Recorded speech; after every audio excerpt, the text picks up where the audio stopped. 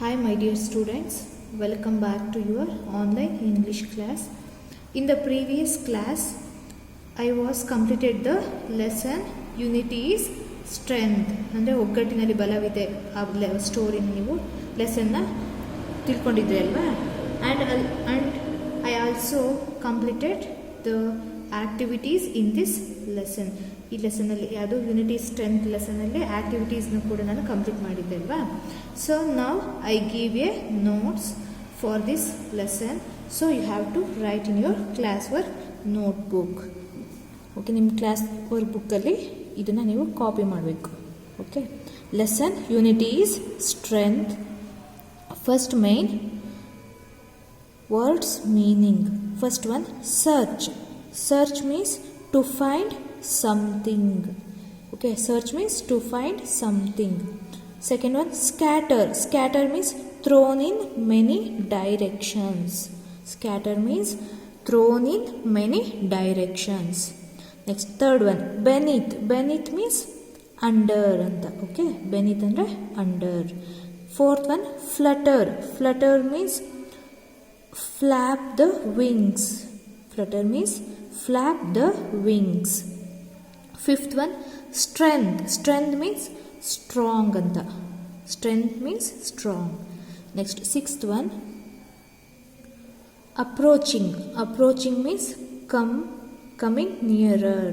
Approaching means coming nearer. Next, second main, write true or false. Okay, first one, a flock of doves flew in search of food. A flock of doves flew in search of food. Okay, ಪಾರಿವಾಳಗಳ ಹಿಂಡು ಏನಾಯ್ತು, ಆಹಾರನ ಹುಡುಕೊಂತ ಹಾರ್ತಾ ಬಂದ್ವು ಅಂತ ಕೇಳ್ತಾ ಇದ್ದಾರೆ. That is true. Yes, it is true. Second one, the old dove saw some rice scattered on the ground.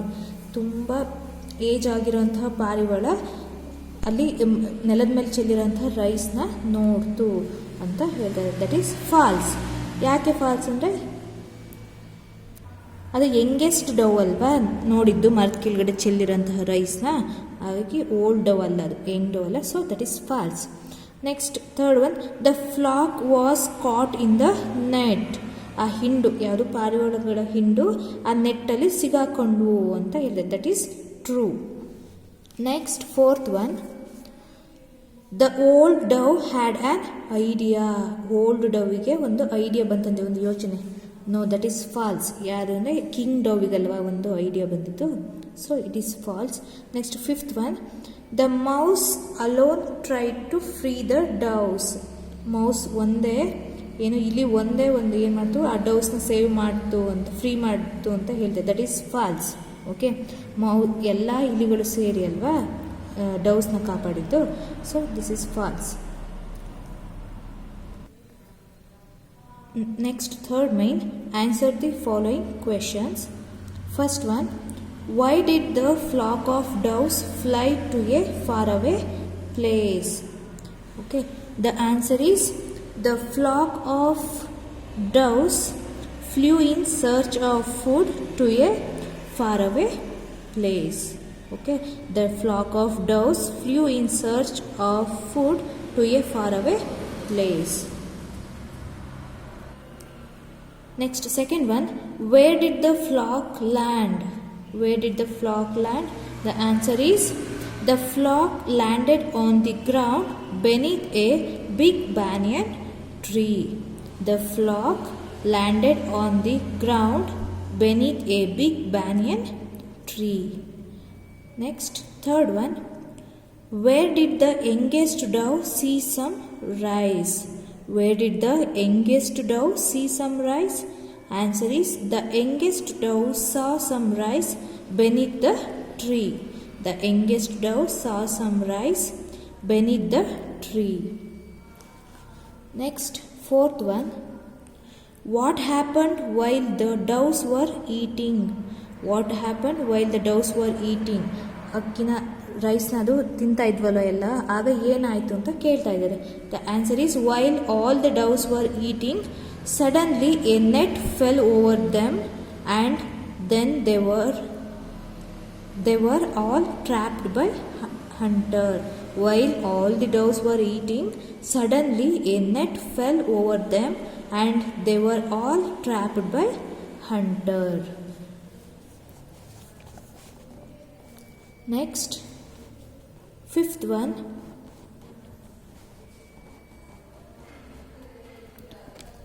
How did the king dove lead the flock to a safer place? How did the king dove lead the flock to a safer place?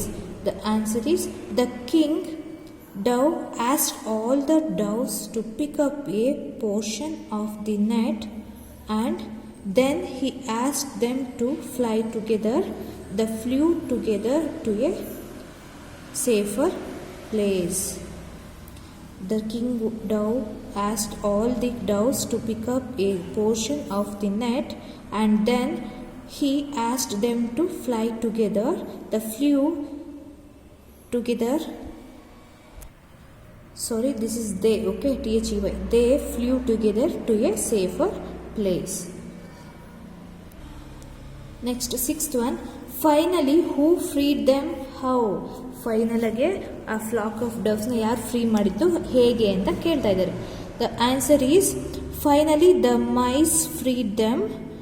All the mice began to bite the net and one by one all the doves were freed. Finally the mice freed them. ಫೈನಲಿಗೆ ಇಲಿಗಳೆಲ್ಲ ಸೇರಿ ಅವುಗಳನ್ನ free ಮಾಡಿದ್ವಲ್ಲ. Next, all the mice began to bite the net and one by one all the doves were freed. ಎಲ್ಲವೂ ಕೂಡ ಎಲ್ಲ ಇಲಿಗಳು ಸೇರಿ ಆ ನೆಟ್ಟನ್ನ ಕಡಿತಾ ಒನ್ ಬೈ ಒನ್ ಎಲ್ಲ ಡೌಸ್ಗಳು ಕೂಡ ಹೊರಗಡೆ ಫ್ರೀಯಾಗಿ ಬಂದವು ಅಂತ. Okay, next fourth main.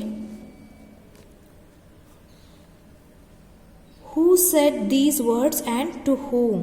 Okay, ಈ ಕೆಳಗಡೆ ಕೊಟ್ಟಿರುವಂತಹ ಸೆಂಟೆನ್ಸ್ಗಳನ್ನ ಯಾರು ಹೇಳಿದ್ದು ಮತ್ತು ಯಾರಿಗೆ ಹೇಳಿದ್ದು ಅಂತ ಬರಿಬೇಕು. Okay, first one, I can see some rice beneath the tree. ಇದನ್ನು ಯಾರು ಹೇಳಿದ್ದು? The youngest.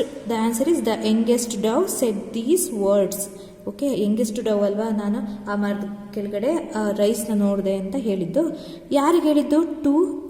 To the flock of doves. ಆ ಪಾರಿವಾಳಗಳ ಹಿಂಡು ಇರುತ್ತಲ್ವಾ, ಆ ಗುಂಪಿಗೆ ಏನೋ ಹೇಳ್ತಿದ್ದು. Okay, the youngest dove said these words to the flock of doves. The important is here youngest dove and flock of doves. ಯಾರು ಹೇಳಿದ್ದು? youngest dove. ಯಾರಿಗೆ? flock of dovesಗೆ ಹೇಳಿದ್ದು. Okay, next second one. there is great strength in unity. ಏನು, ಒಗ್ಗಟ್ಟಿನಲ್ಲಿ ತುಂಬ ಶಕ್ತಿ ಇದೆ ಅಂತ ಯಾರು ಹೇಳಿದ್ದು ಅಂತ ಕೇಳ್ತಾ ಇದ್ದಾರೆ.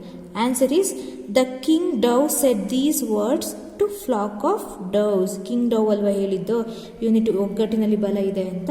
ಹಾಗಾಗಿ ಕಿಂಗ್ ಡವ್ ಹೇಳಿದ್ದು ಯಾರಿಗೆ? ಫ್ಲಾಕ್ ಆಫ್ ಡವ್ಸ್ಗೆ ಹೇಳಿದ್ದು. Okay, next third one. Oh king, I welcome you to my land. ಇದನ್ನು ಯಾರು ಹೇಳಿದ್ದು? ಈ ಸೆಂಟೆನ್ಸ್ನ ಯಾರು ಹೇಳಿದ್ದು ಮತ್ತು ಯಾರಿಗೆ ಹೇಳಿದ್ದು? Answer is the mouse said these words to king dove. ಹೌದಲ್ವಾ, ಎಲ್ಲವೂ ಕೂಡ ಬಂದಾಗ ಏನು ಇಲ್ಲಿ ಮೌಸ್ ಇರೋ ಕಡೆ ಇವು ಕಿಂಗ್ ಡವ್ ಹೇಳಿ ಅದ್ರ ಗುಂಪನ್ನೆಲ್ಲ ಕರ್ಕೊಂಡು ಬಂತಲ್ವಾ, ಆಗ oh king I welcome you my land ಅಂತ ಮೌಸ್ ಅಲ್ವಾ ಹೇಳಿದ್ದು. ಯಾರಿಗೆ ಹೇಳಿದ್ದು? ಕಿಂಗ್ ಡವ್ಗೆ. The mouse said these words to king dove. Next fourth one. Thanks my dear friends ಅಂತ ಈ ಸೆಂಟೆನ್ಸ್ನ ಯಾರು ಹೇಳಿದ್ದು ಮತ್ತು ಯಾರಿಗೆ? ಥ್ಯಾಂಕ್ಸ್ ಮೈ ಡಿಯರ್ ಫ್ರೆಂಡ್ಸ್ ಅಂತ. The king dove said these words to all mice. ಎಲ್ಲ ಡವ್ಸ್ಗಳನ್ನೆಲ್ಲ ಫ್ರೀ ಮಾಡಿದೆವಲ್ಲ ಇಲಿಗಳೆಲ್ಲ ಸೇರಿ, ಹಾಗಾಗಿ king dove. Okay, the king dove said these words to all mice. ಎಲ್ಲ ಇಲಿಗಳಿಗೂ ಕೂಡ ಕಿಂಗ್ ಡವ್ ಥ್ಯಾಂಕ್ಸ್ನ ಹೇಳಿದ್ದು. Okay, so this is your CWO students. You have to write in your classwork notebook. Okay, don't make spelling mistakes. Now I am going to start new topic, that is poem books. Okay, ಇಲ್ಲಿ ನಿಮ್ಮ text ಬುಕ್ಕಲ್ಲಿ ಏನಿದೆ books poem ಇದೆ. Okay, ಇದನ್ನು ನಾನು ಇವತ್ತಿನ ದಿನ start ಮಾಡ್ತೀನಿ. Okay student, what is the meaning of books? Books ಅಂದರೆ ಏನು? ಕನ್ನಡದಲ್ಲಿ ಏನಂತ ಹೇಳ್ತೀವಿ, ಪುಸ್ತಕಗಳು ಅಂತ ಹೇಳ್ತೀವಲ್ವಾ. Okay, are you like books? ನಿಮಗೆ ಬುಕ್ಕುಗಳಿಂದ ಪುಸ್ತಕಗಳಿಂದ ಇಷ್ಟನಾ? ಪ್ರತಿಯೊಬ್ಬರಿಗೂ ಇಷ್ಟ ಇರುತ್ತೆ ಅಲ್ವಾ, ಬುಕ್ಸ್ ಅಂದರೆ ಎಲ್ಲರಿಗೂ ಇಷ್ಟ ಇರುತ್ತೆ. Okay, which books do you like to read?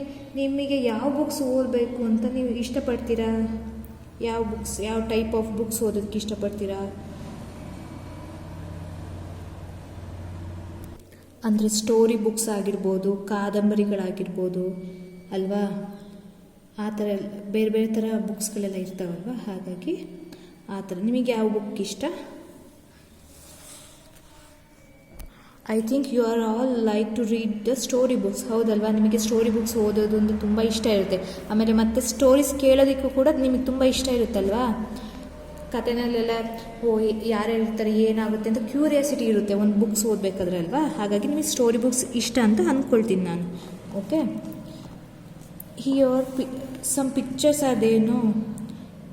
There are different pictures are there. Okay, just to listen, just to see. You have to see in the textbook. Here the girl is there, no? The girl is telling about her experience. Okay, ತನ್ನ ಅನುಭವನ ಅವಳು ಈ ಗರ್ಲು ಈ ಬುಕ್ಸನ್ನು poem ಮೂಲಕ ಈ ಗರ್ಲು ಹೇಳ್ತಾ ಇದ್ದಾಳೆ. Okay, ಏನು ಅಂತ ನೋಡೋಣ. Okay, first I will read the poem. Books. I love my books. They are the homes of queens and fairies. You have to underline for queens, fairies. Okay, knights and gnomes. Okay, ಇದು pronunciation knights and gnomes ಅಂತ. Knight ಅಂದರೆ ಇದು NIGHT ಆಗಿದೆ, ಅದು night ರಾತ್ರಿ ಆಗುತ್ತೆ. ಇಲ್ಲಿ KNIGHTS ಅಂದರೆ ನೈಟ್ಸ್ ಅಂದರೆ ಬೇರೆ ಮೀನಿಂಗ್ ಆಗುತ್ತೆ. Okay, first you have to just underline. After I will explain the poem. Okay, I love my books. They are the homes of queens and fairies, knights and gnomes. In the second stanza, each time I read, I make a call on some quaint person. Quaint here, underline this. On some quaint person, large or small, who welcomes me with hearty hand. Hearty, underline this. Hearty hand, and leads me through his wonderland. Underline for wonderland. Okay. Each time I read, I make a call on some quaint person, large or small, who welcomes me with hearty hand and leads me through his wonderland. Okay, next, in the next stanza, each book is like a city street along whose winding, underline this, winding way I meet new friends and old, who laugh and sing and take me off adventuring. Okay, underline this, adventuring. Okay, once again I will read the poem. I love my books. They are the homes of queens and fairies, knights and gnomes. Each time I read, I make a call on some quaint person, large or small, who welcomes me with hearty hand and leads me through his wonderland. Each book is like a city street, along whose winding way I meet new friends and old, who laugh and sing and take me off adventuring. Okay. It is A anonymous poem. Okay, anonymous ಅಂದರೆ ಹೇಳಿದ್ದೆ ಅಲ್ವಾ, ಅನಾಮಧೇಯ, ಹೆಸರಿಲ್ಲದ ಯಾರೇ ಬರೆದಿರೋದು ಅಂತ. ಇದು correct ಎಕ್ಸಾಕ್ಟಾಗಿ ಗೊತ್ತಿರಲ್ಲ, ಹಾಗಾಗಿ ಇಲ್ಲಿ ಅನಾನಿಮಸ್ ಅಂತ ಕೊಡ್ತೀವಿ. Okay, this is A anonymous poem. Okay, this girl is share her experience in this book's poem. Okay, now I explain the poem. I love my books. ಯಾರಿಲ್ಲಿ I refers to the girl here. Okay, ಇಲ್ಲಿ ಹುಡುಗಿದಾಳಲ್ಲ, ಇವಳು ಹೇಳ್ತಾ ಇರೋದು. Okay, ಇವಳು ಏನು ಮಾಡ್ತಿದ್ದಾರೆ, she love his books. ಅವಳು books ಅಂದರೆ ಅವಳಿಗೆ ಇಷ್ಟ ಅಂತೆ. ಓಕೆ, ಅಂದರೆ ಬುಕ್ಸ್ ಅಂದರೆ ಇಷ್ಟ ಅಂದರೆ ಸುಮ್ಮನೆ ಬುಕ್ಸ್ ಇಟ್ಕೊಂಡು ಕೂರ್ತಾರಾ? ಇಲ್ಲ ಅಲ್ವಾ, ಓದ್ತಾರಲ್ವ, ಹಾಗಾಗಿ ಅವಳಿಗೆ ಬುಕ್ಸ್ ಓದೋದಂದರೆ ತುಂಬ ಇಷ್ಟ ಅಂತೆ. Okay, I love my books, they are the homes of queens and fairies, knights and gnomes. ಅವಳಿಗೆ ಬುಕ್ ಯಾಕೆ ಇಷ್ಟ, ತುಂಬ ಇಷ್ಟಪಡ್ತಾಳೆ ಅಂದರೆ, ಪ್ರೀತಿ ಮಾಡ್ತಾಳೆ ಅಂದರೆ, they are the homes of queens. ಏನೋ ಆ ಬುಕ್ಸಲ್ಲಿ ಯಾರ್ಯಾರು, ಅದು ಒಂದು ಮನೆ ಇದ್ದಂಗೆ ಇರುತ್ತೆ ಅಂತ, ಯಾರ್ಯಾರು ಸೇರಿರ್ತಾರೆ ಅದರಲ್ಲಿ ಆ ಮನೆಯಲ್ಲಿ ಯಾರ್ಯಾರು ಸೇರಿರ್ತಾರೆ ಅಂದರೆ ಆಫ್ ಕ್ವೀನ್ಸ್ ಅಂದರೆ ರಾಣಿಯರು ಇರ್ತಾರಂತೆ. ಓಕೆ, ಆ್ಯಂಡ್ ಫೇರೀಸ್ ಅಂದರೆ ಯಕ್ಷಿಣಿಯರು ಅಂತ ಹೇಳ್ತಾರೆ, ಯಕ್ಷ ಅಥವಾ ಯಕ್ಷಿಣಿಯರು ಅಂತ. ಹಂಗಂದರೆ ಮ್ಯಾಜಿಕ್ ಮಾಡ್ತಾರಲ್ವಾ, ಆಗ ಅವರು ಫೇರೀಸ್ ಅಂದರೆ ಮ್ಯಾಜಿಕ್ ಮಾಡ್ತಾರಲ್ಲ, ಅವರಿಗೆ ಫೇರೀಸ್ ಅಂತ ಹೇಳ್ತೀವಿ. ಓಕೆ, ಆ್ಯಂಡ್ ನೈಟ್ಸ್ ಅಂದರೆ ಆ್ಯನ್ ಆರ್ಮ್ಡ್ ಸೋಲ್ಜರ್ ಆಫ್ ಹೈಮರ್. ಈಗ ಸೋಲ್ಜರ್ಸ್, ಯೋಧರು ಎಲ್ಲ ಇರ್ತಾರಲ್ವ ಆರ್ಮಿನಲ್ಲಿ, ಸೈನಿಕ, ವೀರ ಯೋಧ ಅಂತ ಹೇಳ್ತಾರಲ್ವ, ಸರದಾರ್ ಅಂತ, ಅವರಿಗೆ ನೈಟ್ಸ್ ಅಂತ ಹೇಳ್ತಾರೆ. ಓಕೆ, ಸೋಲ್ಜರ್ಸ್ ಅಂತ. Okay, knights and gnomes means ಕುಬ್ಜಗಳು ಅಂತ ಹೇಳ್ತಾರೆ. ಓಕೆ, ಕುಬ್ಜಗಳು ಅಂದರೆ ಕುಳ್ಳಕ್ಕಿರ್ತಾರಲ್ಲ ಅದು ಮನುಷ್ಯರು, ಆಗ ಅವರಿಗೆ ನಾಮ್ಸ್ ಅಂತ ಹೇಳ್ತಾರೆ. ಪುರಾಣಗಳಲ್ಲೆಲ್ಲ ಇವ್ರ ಬಗ್ಗೆ ನಾಮ್ಸ್ ಬಗ್ಗೆ ಯೂಸ್ ಮಾಡಿರ್ತಾರಲ್ವ, ಹಂಗಂದರೆ ನಾಮ್ಸ್ ಅಂದರೆ ಕುಬ್ಜಗಳು ಅಂದರೆ ಚಿಕ್ಕಕ್ಕಿರ್ತಾರೆ ಅವರು. ಓಕೆ, ಅವರು ಏನು ಮಾಡ್ತಾರೆ ಅಂದರೆ ಭೂಮಿ ಒಳಗಡೆ ಅವರೆಲ್ಲ ಓಡಾಡ್ತಾ ಇರ್ತಾರಂತೆ. ಯಾಕೆ ಹೊರಗಡೆ ಬರಲ್ಲ ಅಂದರೆ ಸೂರ್ಯ ಇರ್ತಾರಲ್ವ, ಸೂರ್ಯನ ಕಿರಣಗಳು ಅವ್ರ ಮೇಲೆ ಬಿದ್ದಾಗ ಏನಾಗ್ತಾರಂತೆ, ಅವರು ಸ್ಟೋನ್ ಆಗಿ ಬದಲಾಗ್ತಾರಂತೆ. ಹಾಗಾಗಿ ಅವ್ರು ಎದುರುಕೊಂಡು ಏನು ಮಾಡ್ತಾರೆ, ಭೂಮಿ ಒಳಗಡೆ ಓಡಾಡ್ತಾ ಇರ್ತಾರಂತೆ. ಓಕೆ, ನಾಮ್ಸ್ಗಳು, ಕುಬ್ಜಗಳು.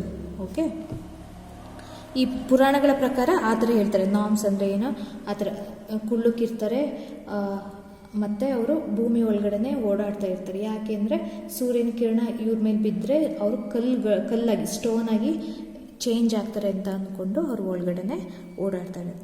ಅವರಿಗೆ ನಾಮ್ಸ್ ಅಂತ ಹೇಳ್ತಾರೆ. ಓಕೆ, ಹಾಗಾದರೆ ಇವಳು ಯಾಕೆ ಬುಕ್ಸ್ನೆಲ್ಲ ಇಷ್ಟಪಡ್ತಿದ್ದಾಳೆ ಅಂದರೆ, ಆ ಬುಕ್ಸ್ ಒಂದು ಮನೆ ರೀತಿ ಇದ್ದು ಅದ್ರೊಳಗೆ ಆ ಮನೆಯಲ್ಲಿ ಯಾರ್ಯಾರು ಇರ್ತಾರೆ, ಆ ಬುಕ್ಸ್ ಒಳಗೆ ಯಾರ್ಯಾರು ಇರ್ತಾರೆ ಅಂದರೆ ಕ್ವೀನ್ಸ್, ರಾಣಿಯವ್ರ ಬಗ್ಗೆ ಇರುತ್ತಂತೆ ಸ್ಟೋರಿ ಕಥೆಗಳು. ಫೇರೀಸ್ ಬಗ್ಗೆ, ಯಕ್ಷ ಅಥವಾ ಯಕ್ಷಿಣಿಯರ ಬಗ್ಗೆನೂ ಕೂಡ ಇರುತ್ತಂತೆ.